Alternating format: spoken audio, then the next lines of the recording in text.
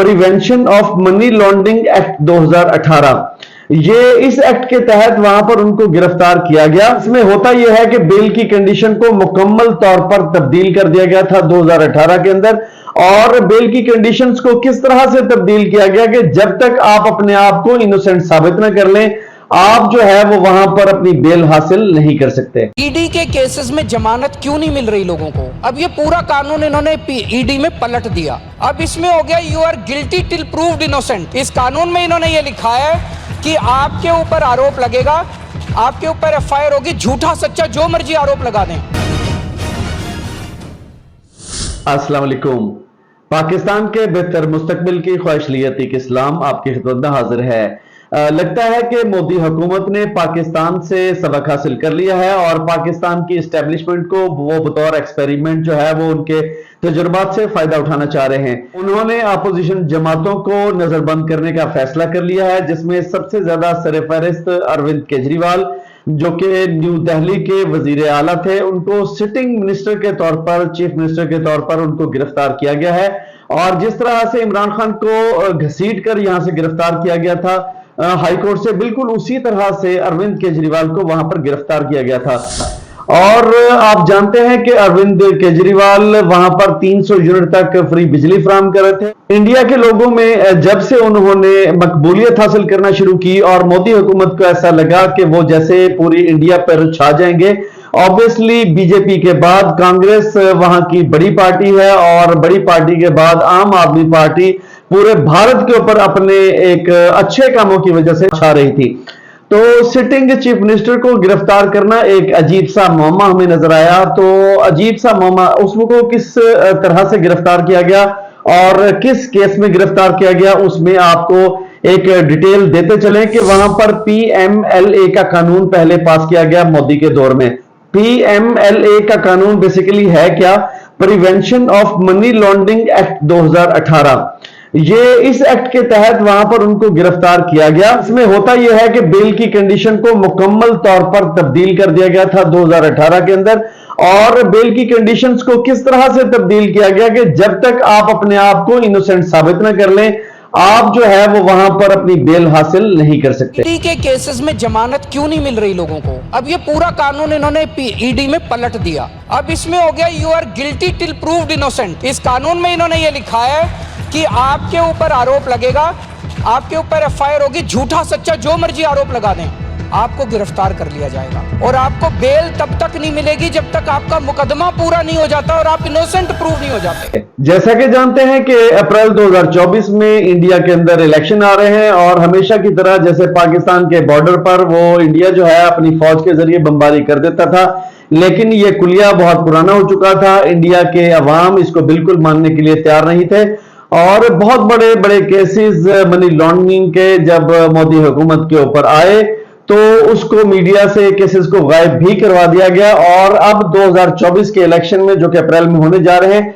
उस इलेक्शन के दौरान जो अपोजिशन पार्टियां हैं उनके ऊपर घेरा जो है बहुत ज्यादा तंग कर दिया गया। इसमें हम जो दिल्ली के वजीर तालीम है आतिशी मारलेना, उन्होंने जो प्रेस कॉन्फ्रेंस की है जो कि केजरीवाल की हुकूमत से जो है वो वहां पर काम कर रहे थे, उन्होंने जो प्रेस कॉन्फ्रेंस की है उसके मुताबिक मोदी सरकार की जानिब से इन्हें धमकाया जा रहा था, तंबी की जा रही थी कि या तो इनकी पार्टी में शामिल हो जाओ या जेल जाने के लिए तैयार हो जाओ। बिल्कुल वही पैटर्न जो पाकिस्तान में एस्टेब्लिशमेंट ने तहरीक इंसाफ के साथ आजमाया था कि या तो आप जो इस वक्त खंड खिचड़ी बनाई हुई थी मुख्तलिफ सियासी जमातों की और नई सियासी पार्टियां जो है वो बनाई गई थी कि या तो आप पीएमएलएन में चले जाएं या फिर तहरीक इंसाफ की एक दूसरी पार्टी नाम निहाद पार्टी बनाई गई थी उसमें शामिल हो जाएं तो आपको गिरफ्तार नहीं किया जाएगा।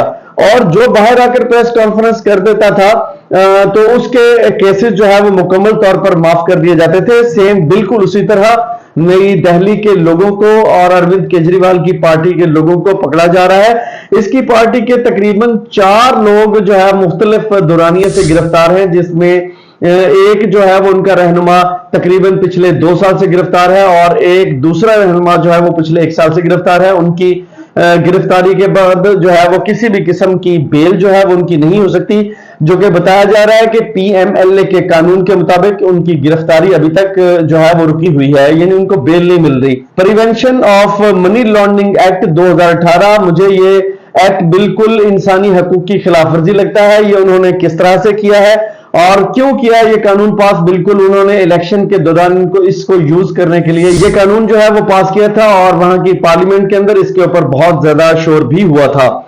तो इसमें हम अगर देखा जाए कि उन्होंने प्रेस कॉन्फ्रेंस में मजीद कहा कि जेल जाने के लिए तैयार हो जाओ, सियासी कैरियर अगर हमें बचाना है तो हमें या तो उनकी पार्टी में शमूलियत इख्तियार करनी पड़ती है या फिर जो है वो आप जेल जाने के लिए तैयार हो जाए। तो ये इन दोनों में से कोई एक जो है वो हमें काम करना पड़ता है। इसके अलावा जो सियासी पार्टियां उनके अकाउंट्स भी मुंजमद कर दिए गए हैं, वो इलेक्शन 2024 में हिस्सा नहीं ले पा रहे। उनके जो अकाउंट्स हैं उनको अगर आप मुंजमद कर देंगे, ऑब्वियसली ये इलेक्शन के दिनों में जो जलसे जुलूस करने होते हैं उसमें जो फंड होता है वो फंड वो सियासी पार्टियां किस तरह से यूज करेंगी, जिसमें सरे फहरिस्त जो है वो कांग्रेस पार्टी है और कांग्रेस पार्टी को तकरीबन टैक्स का डिपार्टमेंट लगा दिया गया और उनको 1700 करोड़ का जुर्माना लगा दिया गया है।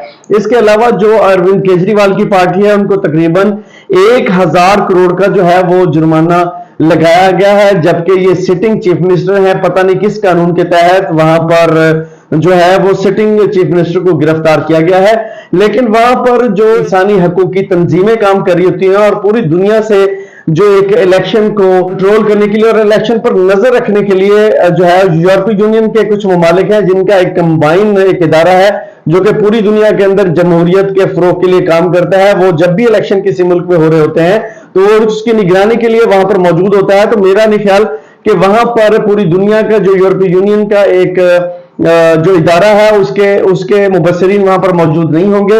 उसके मुबस्सिरीन बिल्कुल वहां पर मौजूद होंगे, लेकिन वो वहां पर आवाज उठा रहे हैं या नहीं उठा रहे, ये एक सवालिया निशान बना हुआ है। लेकिन मुझे यहाँ पर जो मोदी हुकूमत के ताने बाने हैं वो इंटरनेशनल मीडिया के साथ मिलते हुए नजर आ रहे हैं, जिसमें सबसे ज्यादा उनका जो इस वक्त इल्हाक है वो इल्हाक जो है वो इसराइल के साथ है। इसराइल की हुकूमत जो है वो उनको स्पॉन्सर कर रही है। इस मोदी सरकार को जो है वो उसके साथ एक बहुत ही अच्छा अलायंस है, उन्होंने दोनों ने मिलकर काम किया है, इसराइल की हुकूमत ने और मोदी की हुकूमत ने।